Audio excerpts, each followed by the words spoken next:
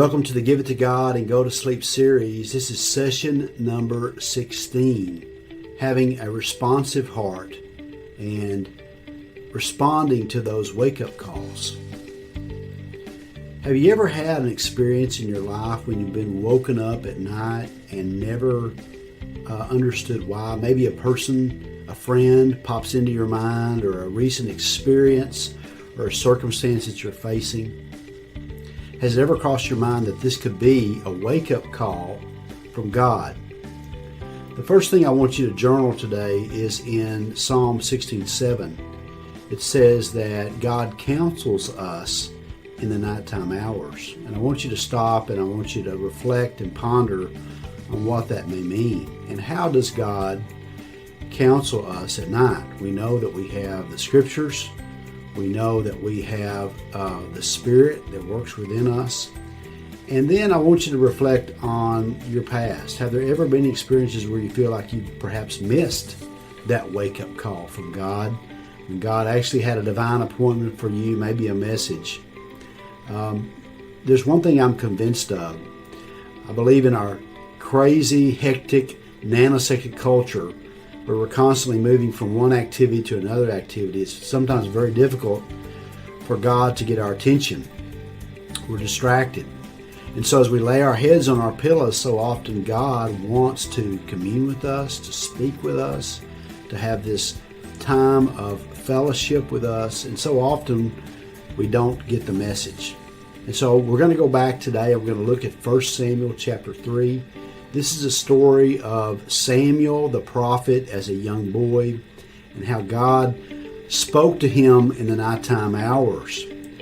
And I want you to go back and read verses 1 through verse 15. You know, in a sense, Samuel was set up to hear from God. He was there working in the temple. His family had put him there to serve under Eli. In a sense, Eli the priest was his mentor as he was learning how to minister to God and minister to Eli.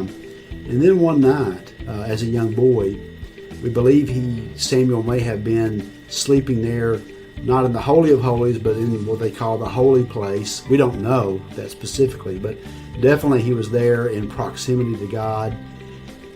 And he hears this voice, Samuel, Samuel.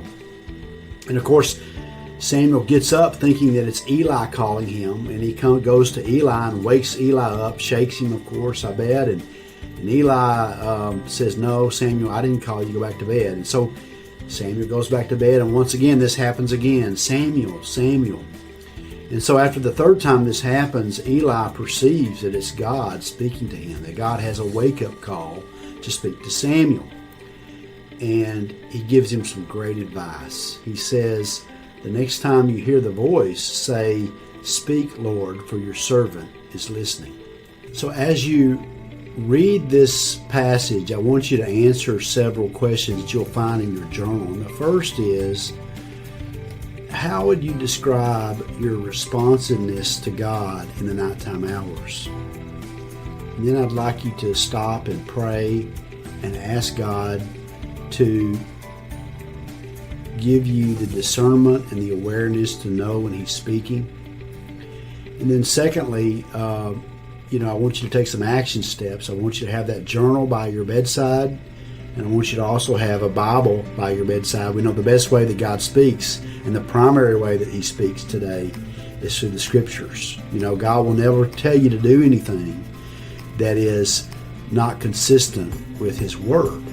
And so understanding those two things, journal and a Bible, are great things to have by your bed.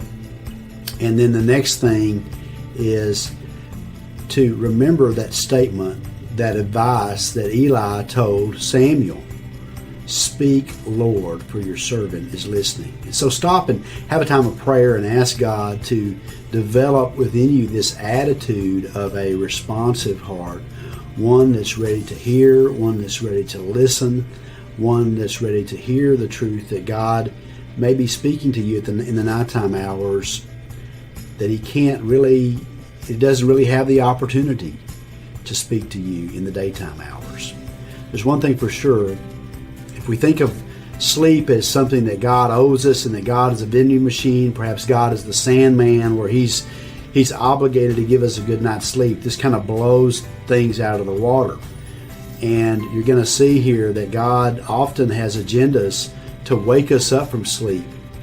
And so I want to remind you today, or this evening before you go to bed, that if you do get a good night's sleep, you may miss out on even a greater opportunity that God has for you. You know, your problems often bring great possibilities. I'm Dr. Page, the best guy to see on the worst day of your life, and we'll see you in session 17. We're going to be discussing a different attitude, that of a servant's heart.